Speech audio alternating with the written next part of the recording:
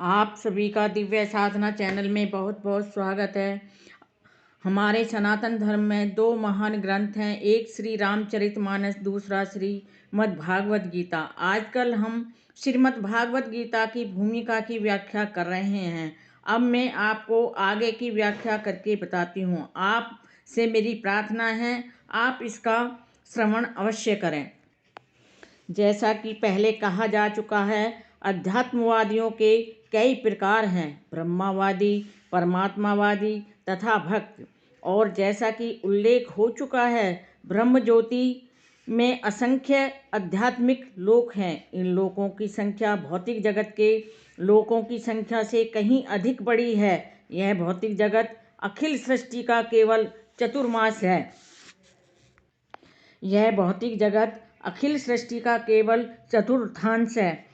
इस भौतिक खंड में लाखों करोड़ों ब्रह्मांड हैं, जिनमें अरबों लोक और सूर्य, तारे तथा चंद्रमा हैं।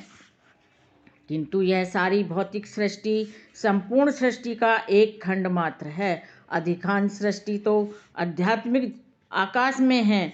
जो व्यक्ति पर ब्रह्मा से तदाकार होना चाहता है, अर्थात पर ब्रह्मा से के साथ अपना संबंध स्थापित करना चाहता है, वह तुरंत ही परमेश्वर की ब्रह्म ज्योति में भेज दिया जाता है और इस तरह वह आध्यात्मिक आकाश को प्राप्त हो जाता है। जो भक्त भगवान के सानिध्य का भोग करना चाहता है, वह वैकुंठ लोकों में प्रवेश करता है, जिनकी संख्या अनंत है, जहाँ पर परमेश्वर अपने पूर्ण अंशों चतुर्भुज नारायण के रूप में तथा प्रद्युम्न, अनिरुद्ध तथा गोविंद जैसे विभिन्न नामों से भक्तों के साथ साथ रहते हैं। अतएव जीवन के अंत में अध्यात्मवादी ब्रह्म ज्योति, परमात्मा या भगवान श्री कृष्ण का चिंतन करते हैं। प्रत्येक दशा में वे आध्यात्मिक आकाश में प्रविष्ट होते हैं।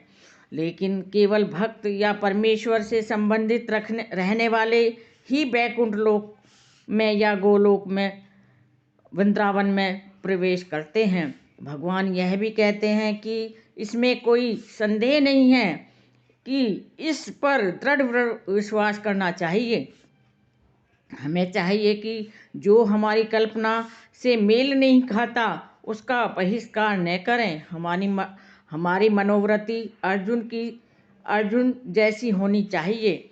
आपने जो कुछ कहा उस पर मैं विश्वास करता हूँ। अतएव जब भगवान यह कहते हैं कि मृत्यु के समय जो भी ब्रह्मा या परमात्मा या भगवान के रूप में उनका चिंतन करता है, वह निश्चित रूप से आध्यात्मिक आकाश में प्रवेश कर जाता है, तो इसमें कोई संदेह नहीं है। इस पर अविश्वास करने का तो प्रश्न ही नहीं उठता। भगवत गीता में 8वें अध्याय में उस सामान्य सिद्धांत की भी व्याख्या की गई है, जो मृत्यु के समय ब्रह्मा का चिंतन करने से आध्यात्मिक धाम में प्रवेश करना सुगम बनाता है। यम यम वापि स्मरन् भावम त्यज त्यन्ते कलेवरम त्वमे वेति कौन्ते सदा तद्भाव भावतः। अपने इस शरीर को त्यागते समय मनुष्य जिस जिस भाव का स्मरण करता है, वह अगले जन्म में उस भाव को निश्चित रूप से प्राप्त कर लेता है। अब सर्वप्रथम हमें यह समझना चाहिए कि भौतिक प्रकृति परमेश्वर की एक दिव्य शक्ति का प्रदर्शन है। विष्णु पुराण में भगवान की समग्र शक्तियों का वर्णन हुआ है।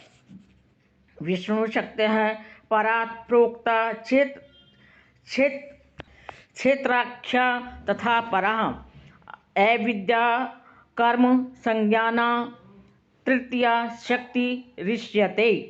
परमेश्वर की शक्तियाँ विविध तथा असंख्य हैं और वे हमारी बुद्धि के परे हैं, लेकिन बड़े बड़े विद्वान मुनियों या मुक्त आत्माओं ने इन शक्तियों का ध्यान करके इन्हें 3 भागों में बांटा है।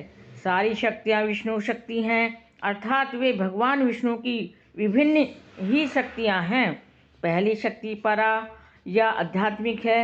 जीव भी पराशक्ति है, जैसा कि पहले कहा जा चुका है। अन्य शक्तियाँ या भौतिक शक्तियाँ तामसी हैं। मृत्यु के समय हम या तो इस संसार की अपराशक्ति में रहते हैं या फिर आध्यात्मिक जगत की शक्ति में चले जाते हैं। आज की व्याख्या हम यहीं समाप्त करते हैं। आगे की व्याख्या फिर करेंगे, कल करेंगे। भक्तों, मेरे वीडियो में अंत तक बने रहने के लिए आप सभी का कोटि कोटि धन्यवाद। आपसे मेरी प्रार्थना है कि आप मुझे कमेंट बॉक्स में यह लिखकर ज़रूर बताना कि आपको मेरी श्रीमद् भागवत गीता की भूमिका की व्याख्या कैसी लगती है। आपका धन्यवाद। नमस्कार।